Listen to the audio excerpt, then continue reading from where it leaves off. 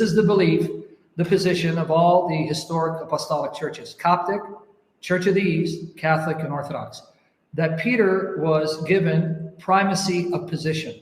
He was singled out to be the head of the apostles and given authority over them, but an authority that he exercised in humble service, not lording it over them. And you see evidence of that in the New Testament, in that Peter is often singled out for privileges not given to others. For example, on the Mount of Transfiguration, out of the 12 apostles, only 3 were chosen to see it. One of them was Peter, right?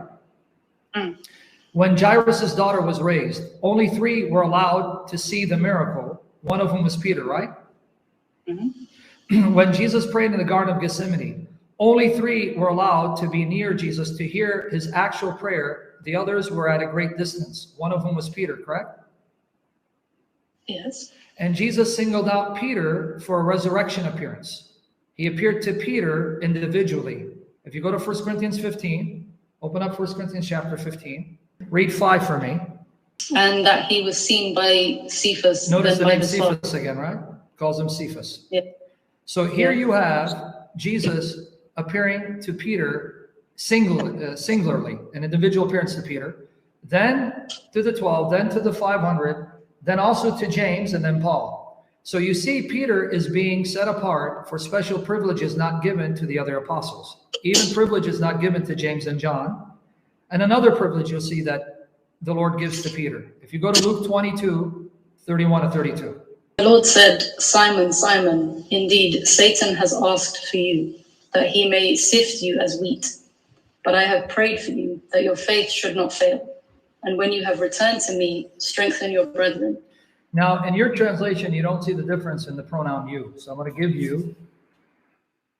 you the King James real quickly, and it's in the Greek. You don't need to know Greek. I'm not a Greek scholar, but just saying. Okay, did you notice the first thing? Jesus singles out Simon again, right? Yeah. He doesn't address every one of them, right?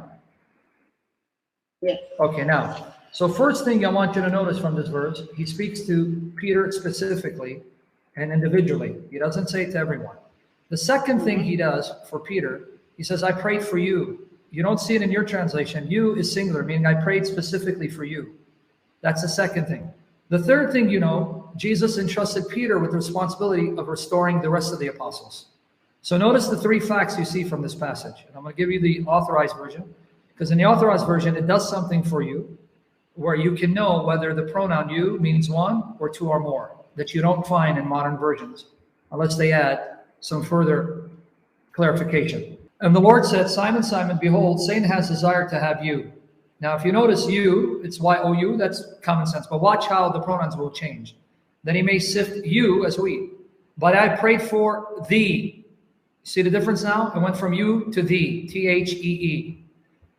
That thy faith fail not. When thou art converted, strengthen thy brethren. Now, this is the beauty of the King James, in that it does something for you other modern versions don't do. It will let you know when the pronoun you is 1 or 2 or more. And how do you know that? Whenever you see in the King James these words, thee, thy, thine, thou, that's 1. But when it's you, your, ye, that's 2 or more. Do you understand the feature there? Yes. Okay. So did you catch what Jesus said? Simon has asked for you, but I prayed for thee. You catch it? Mm-hmm. So Jesus again singled out Peter. I prayed for thee when thou art restored, right? Converted. Go and strengthen thy brethren. So notice the 3 privileges or 3 facts, 3 blessings. He speaks to Simon individually, not to the rest, not to all. And he says to Simon, I prayed specifically for you. And then he entrusts Simon with the responsibility of restoring the rest after Satan has sifted them. So if you look at the Bible, you'll see this pattern of Peter being singled out for privileges and a status, not that he deserved it because he's no better than the rest, but because of God's grace. Another example, if you don't mind, you can use the New King James for this one. Go to Mark 16, read verses 6 to 8. Mark 16, verses 6 to 8, and pay attention to verse 7. But he said to them, do not be alarmed. You seek Jesus of Nazareth, who was crucified. He is risen. He is not here. See the place where they laid him. But go tell his disciples and Peter. You see Peter singled out again, huh? Yeah. Why single out Peter when this is mentioning disciples includes him automatically? Go tell disciples and Peter. Again, Peter's being singled out. Now keep reading. And Peter, that he is going before you into Galilee. There you will see him, as he said to you. Okay, so you got it. And then what happened? What happens in verse 8? What do they do? So they went out quickly and fled from the tomb, for they trembled and were amazed. And they said nothing to anyone, for they were afraid. Now go to Luke 24. Luke 24. When you get there, read from, I want to see where you should start. Yeah, start from 28 and read all the way to 35. 28 to 35. Luke 24, 28 to 35. Then they drew near to the village where they were going, and he indicated that he would have gone farther. But they constrained him, saying, Abide with us, for it is toward evening, and the day is fast spent. And he went in to stay with them. Now it came to pass, as he sat at the table with them, that he took bread, blessed and broke it, and gave it to them. Then their eyes were opened, and they knew him, and he vanished from their sight. And they said to one another, Did not our heart burn within us while he talked with us on the road, and while he opened the scriptures to us? So they rose up that very hour and returned to Jerusalem, and found the 11 and those who were with them gathered together, saying, The Lord is risen indeed, and has appeared to Simon. To who? And to Simon. So again, he singles out Simon for a resurrection appearance. Okay. So notice what the Lord is doing for Simon. He appears to Simon after the resurrection, one-on-one. He singles out Simon for privileges such as being the one, once he's restored, due to Jesus' prayer, that he'll go and strengthen and restore the other disciples. When the angels tell the woman to go announce to Jesus' followers that Christ is risen, they go to the disciples and Peter. And then in the Mount of Transfiguration, Peter is there. Jairus' daughter being raised, Peter is there. Garden of Gethsemane, Peter is there, and on it goes.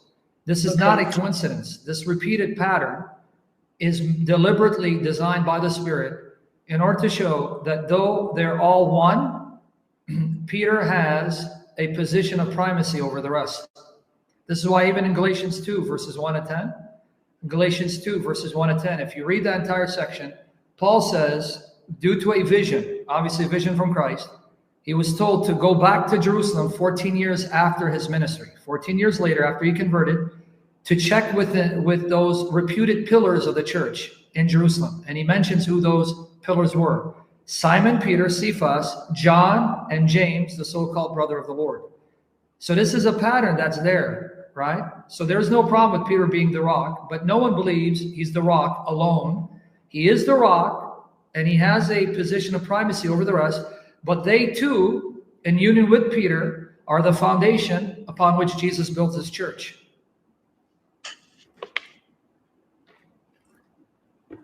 Now, if you go to, let me give you one more example of how important the apostles are, including Peter. Go to Revelation 21, last book of the Bible. Read verses 9 to 14.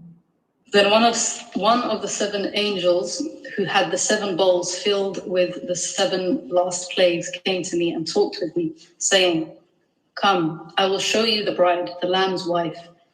And he carried me away in the spirit to a great and high mountain, and showed me the great city, the holy Jerusalem, descending out of heaven from God, having the glory of God. Her light was like a most precious stone, like a jasper stone, clear as crystal.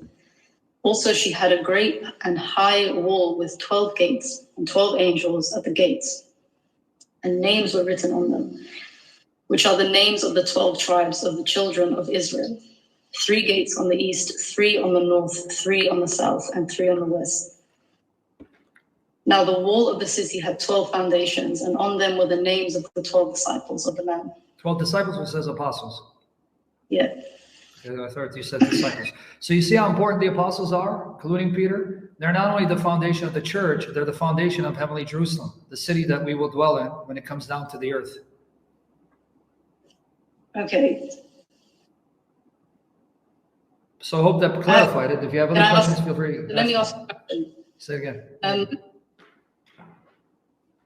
So look, why is there such a controversy between Catholics and Protestants about this verse about Peter? If it's consistent throughout Scripture that the apostles are of course, they're important. They're the foundation. They are, yeah. Why is this such a controversial issue between Catholics and Protestants? What's the big deal? Well, here's the thing. When you say Protestants, you're generalizing, because if you get Protestant commentaries on the Gospel of Matthew by Protestant scholars like Donald Carson, most of them admit Peter is the rock mentioned in Matthew 16. And I'll give you just one name, Donald A. Carson. He's an evangelical professor. He's not Catholic.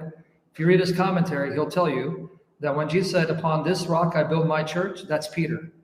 So not all Protestants deny that Peter is the rock of Matthew 16, verse 18.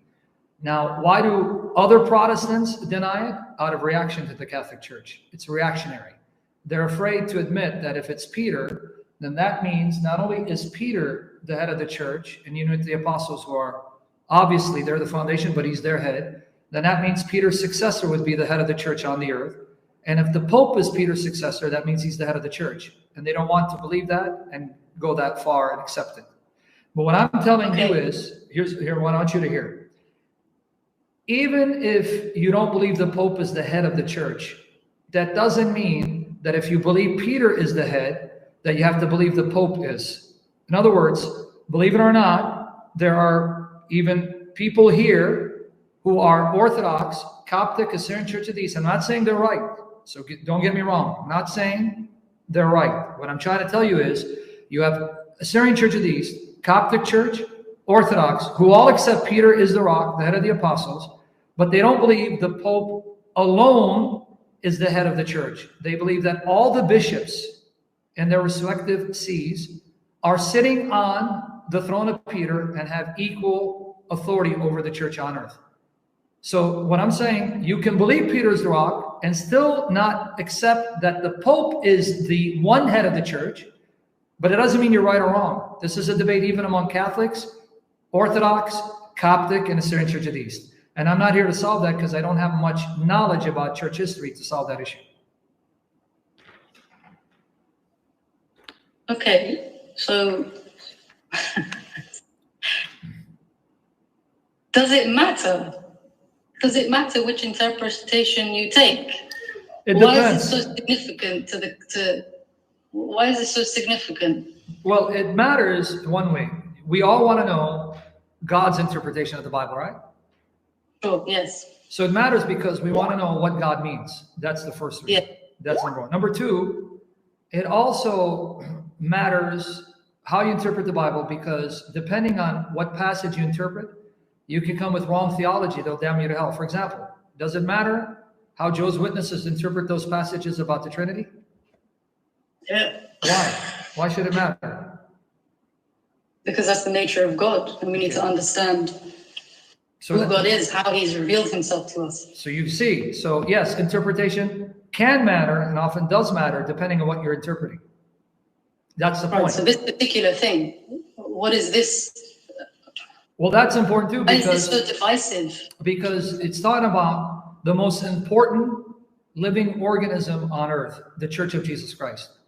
There's nothing more important to Jesus than his spiritual body on earth and in heaven. So it does matter in that it's not just talking about something that's secondary. The Church of Jesus is not secondary. Mm-hmm. The Church of Jesus is essential because it's a spiritual body on earth as well as in heaven, because you also have church in heaven. But here in particular, I'm talking about the church on earth that the apostles went about establishing. And what's more beloved to Jesus than his bride? What's more beloved to Jesus than his spiritual body, the church? Nothing. So it is important in that area to get it right. And you also have to check, when I say check yourself, not you. When I say you, I usually mean it generally. You also have to check yourself to see, are you opposing Peter being the rock out of reaction to Catholicism? Because many Protestants do that. I used to do that. I'm being honest. I'm going to speak of myself. I'm not doing that. Good. That's all right. That's fine. But I'm saying I used to do that. I just want to be on the side of truth. That's what I want. Amen. But I'm letting you know, I did not want to accept Peter as the rock out of reaction to Catholicism. I'm being honest. See, I'm not going to lie.